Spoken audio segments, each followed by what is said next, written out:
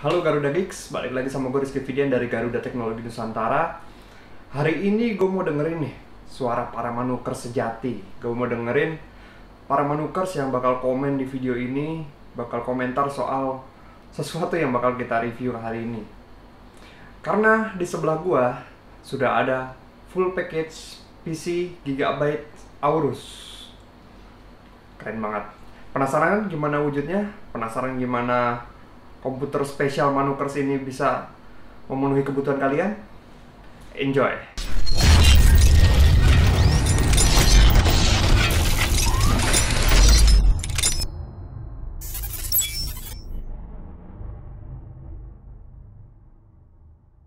Sebelumnya kita bakal ngomongin soal spesifikasi dari komputer spesial manukers ini.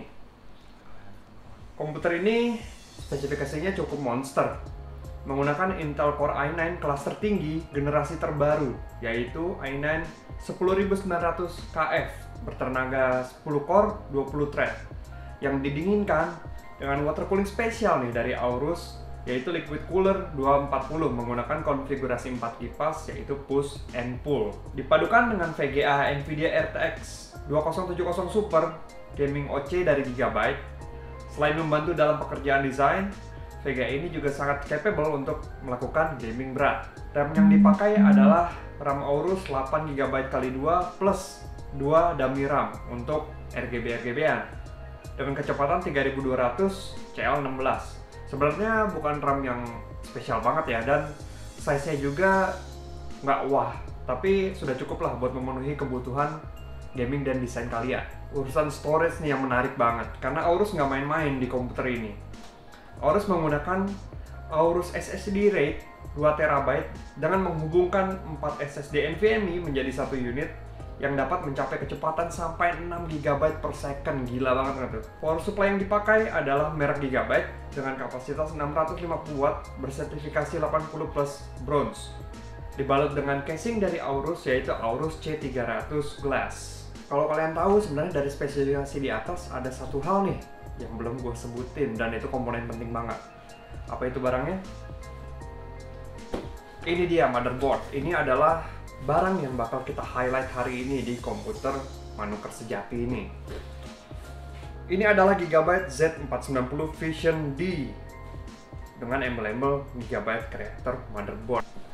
Sesuai nama motherboardnya, Creator Motherboard. Sepertinya motherboard ini masih termasuk dalam keluarga desainer. Selain ada tulisan desainer di heatsink chipset, karakteristik motherboard ini yang mengedepankan tampilan elegan dan memfokuskan fungsionalitas sangat sesuai dengan karakter desainer. Motherboard ini juga sudah menggunakan soket LGA 1200 dengan chipset terbaik, yaitu Z490. Artinya motherboard ini hanya mendukung prosesor Intel generasi 10. Motherboard ini memiliki 4 expansion slot yang masing-masing satu PCIe x 16, satu PCIe x 8, satu PCIe x 4, dan satu PCIe x 1.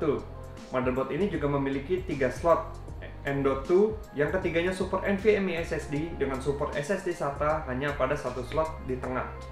Dan seluruh M.2 slot ini sudah memiliki heatsink sendiri-sendiri.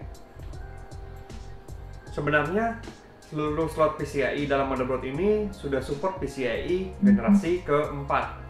Tetapi karena ada limitasi di prosesor generasi 10 yang hanya support generasi 3, jadi dukungan PCIe hanya support sampai generasi 3. Mungkin kedepannya Intel bakal mengeluarkan prosesor yang lebih baru dan mendukung PCIe generasi 4 dan dapat dipasang di motherboard ini juga, sehingga PCIe yang ada di motherboard ini akan bekerja secara maksimal. I/O dalam motherboard ini sangat lengkap, memiliki 2 slot USB Type-C 3.2 Gen 2 dengan support Thunderbolt 3, 2 kali USB 3.2 Gen 2 Type A, 4 USB 3.2 Gen 1, dan 2 USB 2.0 atau 1.1. Dengan adanya dukungan Thunderbolt 3 ini, motherboard ini memiliki 4 display output, yaitu HDMI, DisplayPort, dan 2 Thunderbolt 3. Audio yang dipakai adalah ALC 1220VB dengan dukungan 5.1 dan SPDIF-AUX. Untuk konektivitas Gigabyte juga nggak main-main nih di motherboard ini. Motherboard ini menggunakan dua slot RJ45 yang salah satunya sudah mendukung Intel 2.5 GB Ethernet LAN dan yang satu lagi Intel GB Ethernet LAN. Keren banget. Wireless connectivity juga nggak mau kalah dong. Menggunakan Wi-Fi 6 plus Bluetooth 5 dengan kecepatan Wi-Fi-nya mencapai 2,4 gigabit per second. Untuk Wi-Fi 6 ini bisa membantu kalian banget nih dalam misalnya kalian punya server sendiri di rumah yang membutuhkan transfer data melalui Wi-Fi. Dengan Wi-Fi 6 ini kecepatan transfer datanya akan jauh lebih cepat daripada generasi Wi-Fi sebelumnya. Tapi jangan dicobain sama internet Indonesia ya. Kalian tahu kan internet Indonesia kayak apa? Untuk mendukung prosesor sangar, pastinya VRM-nya juga harus nggak kalah sangar dong. Menggunakan DirectFace 12 Digital VRM Solution dari Dr. Moss yang didukung oleh thermal solution yang juga sangar, menggunakan direct touch heat pipe dengan thermal pad berkualitas tinggi dari Laird dengan konduktivitas mencapai 7,5 watt per meter kubik. Pasti kalian penasaran banget nih, gimana sih performanya PC spesial Manuker sejati ini? Yuk, nggak usah nunggu lama lagi, kita langsung masuk ke performance test. Perlu dicatat, dalam pengetesan ini dilakukan di ruangan bersuhu 25 derajat dan menggunakan settingan default dan hanya RAM yang menggunakan XMP. Yang pertama akan kita tes adalah penyimpanannya. Ini paling menarik banget menurut gue penyimpanannya. Mau kalian gamers atau desainer, penyimpanan adalah suatu aspek yang sangat penting untuk menentukan proses yang dijalankan cepat atau tidak. Seperti yang kita tahu, komputer ini menggunakan Aorus SSD RAID 2TB dengan kecepatan super up to 6 GB per second. Dan bener aja, saat kami tes, kecepatan read-nya mencapai 6127 MB per second dan read-nya mencapai 5906 MB per second. Sangat impresif. Hal ini akan sangat amat membantu dalam melakukan pekerjaan desain maupun gaming. Yang kedua adalah Synthetic Benchmark. Dalam Synthetic Benchmark ini kami menggunakan aplikasi 3D Mark Firestrike, TimeSpy, Port Loyal, DLSS Virtual Test, dan Unigine Superposition. Dalam 3D Mark Firestrike mendapat skor 20.984. Dalam TimeSpy mendapat 10.017. Port Royal mendapat 5.901 dan DLSS Filter Test saat DLSS off mendapat 27,40 fps dan saat on mendapat 64,64 fps. Dalam Unigine Superposition menggunakan settingan 1080 Extreme mendapat minimum fps 35, average 45 dan maksimum 56 fps. Yang ketiga ini adalah gaming test nih buat kalian para gamers yang pengen meminang komputer ini yang kalian tunggu-tunggu. Dalam gaming test ini kami akan menggunakan dua game yang sangat demanding nih, yaitu The Witcher 3 dan Death Stranding. Dalam game The Witcher 3 mendapat minimal FPS 83 fps, average 94 dan maksimum 118 fps. Dalam game Death Stranding mendapat minimal 60 fps, average 120 fps dan maksimum 145 fps.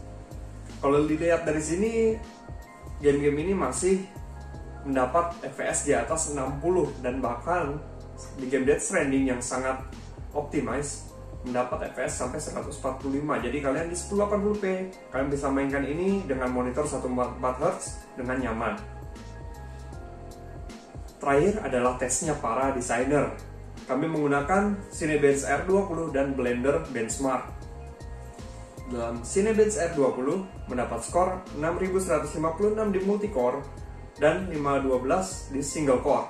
Suhu prosesor mencapai 88 derajat saat pengetesan.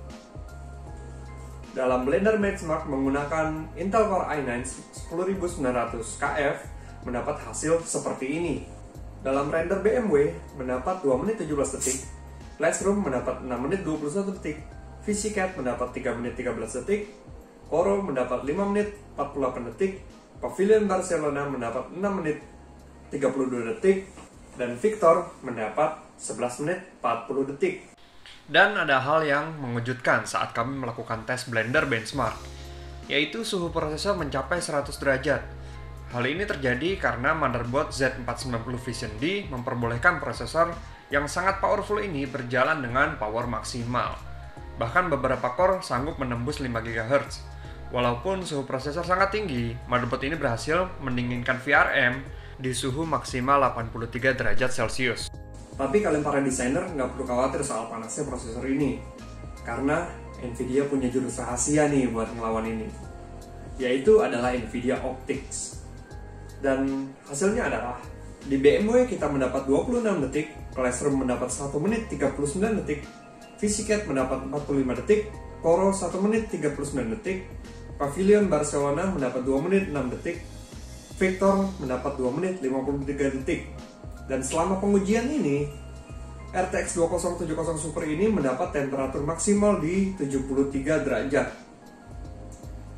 Render menggunakan Nvidia Optic ini bakal menjadi pilihan yang sangat menarik buat kalian para desainer, karena selain mendapat hasil yang jauh lebih cepat, suhunya masih terjaga di batas aman. Untuk menjadi desainer yang handal, gak cukup nih kalian cuma punya komputer yang kencang dan menunjang. Kalian juga butuh monitor yang dapat dipercaya oleh mata kita dan dapat membuat nyaman penggunanya. Bersanding dengan komputer Manu, sudah ada monitor Gigabyte, yaitu Gigabyte G27F. Monitor ini memiliki banyak fitur dalam segi gaming maupun editing. Tampilannya yang gagah, tapi tetap elegan. Memiliki height adjustment sebesar 13 cm dan tilt adjustment dari -5 sampai 20 derajat. Fitur monitor ini meliputi 1 ms response time, 144 Hz refresh rate, mempunyai fitur adaptive sync yaitu AMD FreeSync, dan ternyata sudah support G-Sync compatible. Fitur lainnya seperti OSD Sidekick yang memberikan banyak sekali fitur dan menguntungkan kalian para gamers. Dan buat para desainer, kalian nggak perlu khawatir karena monitor sini sudah dikalibrasi secara maksimal menggunakan panel IPS dengan rating sRGB 125%, DCI P3 95%. I/O monitor juga sangat lengkap dengan 2 HDMI, 1 DisplayPort, 2 USB 3.0 dan audio jack. Dan ternyata monitor ini sudah punya speaker built-in. Ya walaupun suaranya biasa aja, tapi ini cukuplah buat kalian yang nggak mau nambah speaker eksternal. Sebenarnya apalagi sih kelebihan yang kalian dapat dari komputer full Gigabyte Aorus ini, yaitu adalah Aorus Engine. Dalam Aorus Engine ini dapat mengontrol semua komponen yang ada di komputer seperti VGA, water cooling, case, dan peripheral lainnya dalam satu aplikasi. Di sini kalian dapat melakukan overclocking VGA, mengatur fan speed dan visual dalam water cooling Aorus, bahkan mengatur RGB untuk sinkronisasi di semua peripheral termasuk keyboard, mouse, dan monitor. Keren banget nggak tuh? Komputer kalian bisa synchronize dalam satu RGB yang sama. Sebenarnya ada 2 hal sih yang gue kritik dari komputer ini. Yang pertama adalah RAM. Dengan spesifikasi yang gahar, RAM-nya hanya di 16 GB. Harusnya bisa dinaikkan ke mungkin 32 GB dengan speed yang lebih tinggi. Walaupun Intel nggak membutuhkan speed yang sebegitu tinggi, tapi itu bisa membantu buat kedepannya. Dan power supply, mungkin power supply yang dibuat oleh Gigabyte dan Aorus yang paling tinggi adalah Gigabyte 650 watt ini dengan sertifikasi 80 plus bronze. Mungkin kalau diganti yang lebih bagus bisa lebih baik, karena selain dari capacity dan ratingnya, tampilannya juga berpengaruh sekali karena power supply yang dipakai di sini masih kabelnya belum terlalu rapi, tidak seperti power supply kelas atas lainnya. Jadi udah tahu kan kalian kelebihan-kelebihan yang bisa kalian dapat kalau kalian membangun komputer full Manuker sejati ini. Mulai sekarang kalian catetin tuh komponen-komponen apa aja yang bakal kalian beli buat next build PC kalian, biar kalian nggak ketinggalan nih buat dapetin PC Manukers yang keren banget ini. Terima kasih buat kalian para Manukers dan calon-calon Manukers yang sudah menonton video ini. Gue Rizky Fidian dari Garuda Teknologi Nusantara. Bye. Para calon Manukers, sekarang adalah waktu yang tepat nih buat kalian meminang komponen Manuk pilihan kalian. Karena Gigabyte Aorus sedang ada promo besar-besaran. berupa Steam Wallet dan cashback up to 250.000. Yuk buruan kunjungi toko online Gigabyte Aorus, link lapaknya udah gue masukin di deskripsi ya.